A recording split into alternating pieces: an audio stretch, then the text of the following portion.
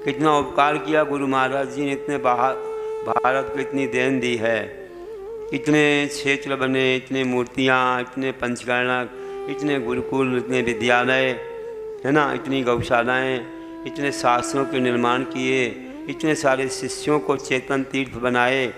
आज भारत में इतने सारे कोई नहीं बना सकता, इतने शिष्य शिष्याएँ और सब काम किया, फिर भी लोगों को ऐसा ईर्ष्या है, मात्सर्य है, अज्ञान है कि ऐसे गुरुओं के प्रति अपशब्द कहते हैं। अब उनकी समाधि हो गई, भी चले भी गए, क्या मतलब है कहने से? क्या पागल हैं, क्या है, समझ में नहीं आता। ऐसे लोगों के लिए सोचना चाहिए कि हम कितनी बड़ी अभिनय कर रहे हैं, निर्गंथों की अभिनय, उनकी निंदा करने से नियम से अधोगति में जाते हैं, फिर भी उनको समझ में नहीं आता है। दूसरों की निंदा करने से, अपनी प्रशंसा करने से नीच गोत्र का बंद होता है। अभी अपन तत्वार सूत्र में पढ़ा था, फिर भी लोगों को समझ में नहीं आता, कुछ शास्त्र जानते ही नहीं है लगता है। अरे स्वयं तो अज्ञान में भटक रहे हैं, लेकिन और भी लोगों के लिए कष्ट में, दुख में डाल रहे हैं। उनके शिष्यों को कितना दुख होता है, समाज को कितना दुख होता है। बाद में सज़ा मिलती है, तो सज़ा मिलती है तो उसमें पूरे परिवार को कष्ट होता है और कई दिनों तक के लिए उन्हें दुखी होना पड़ता है। सबकी नज़रों से गिर जाते हैं, लोग निंदा करते हैं, सामाजिक व्यवहार ख़त्म हो जाता है और सबका समय खराब होता है। अच्छे धर्म ध्यान करते हैं, थोड़े दिनों में फिर कोई आपत्ति आ जाती है। तो क्या है इस पंचम काल में मालूम नहीं पड़ रहा। ऐसी कसाएँ बढ़ रही हैं, अज्ञानता में लोग कुछ भी करते रहते हैं। इतना अच्छा धर्म है, अहिंसा प्रधान धर्म है, इसकी शरण में आएँ, इससे कुछ शिक्षा दें, गुरुओं से कुछ सीखें, वो काम तो नहीं करेंगे और कुछ विरोध और लड़ाई झगड़े का काम करेंगे। तो इससे क्या होने वाला है? इससे कुछ नहीं होगा।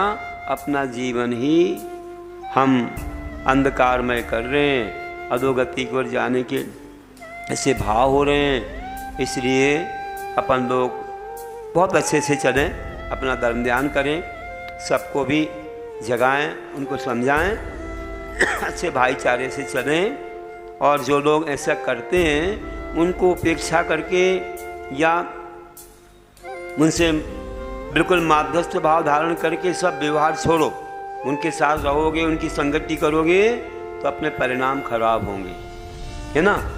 अपने जीवन में भी जो अनेकांत है, जो अहिंसा है, जो गुरु भक्ति है, श्रद्धा है, जो सेवा है, व्रतों का आचरण है, वो भी छूट जाएगा। इसलिए ऐसे लोगों की संगति नहीं करना।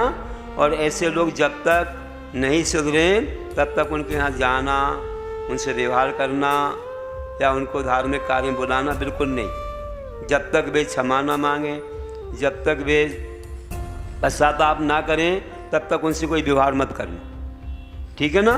तभी अपना जीवन सुखी होगा, उनको समझ में आना चाहिए, ठीक है। लेकिन ये बातें ज़्यादा पेपरों का विषय ना बनाएं, मीडिया का विषय नहीं बनाएं। इससे क्या होता है कि अन्य लोगों में करे, इनके ही लोग इनके गुरु की बात नहीं मानते, इनका विरोध करते, ऐसा सोच करके फिर हम लोगों को बड़ी हानि हो जाती है ना। तो ये ज़्यादा दूर प्रचार ना करते हुए उनके प्रति जो है ऐसे आप उनका ये करें जिस वजह से उनको समझ में आ जाए। कोई व्यवहार ना करेंगे तो नियम से समझ में आएगा उनको, है ना। तो ऐसा मेरा आशीर्वाद है कि आप लोग बहुत अच्छे से जागृत रहें और अपने धर्म की सेवा के लिए, अपने गुरुओं की रक्षा के लिए प्रयत्न पुरुषार्थ करें। आयतनों की रक्षा ही धर्मो रक्षति रक्षता, जो उनकी रक्षा करेगा धर्म उसकी रक्षा हमेशा करेगा। किसी भी जगह जाए, किसी गति में जाए, धर्म उसको सुख ही देगा।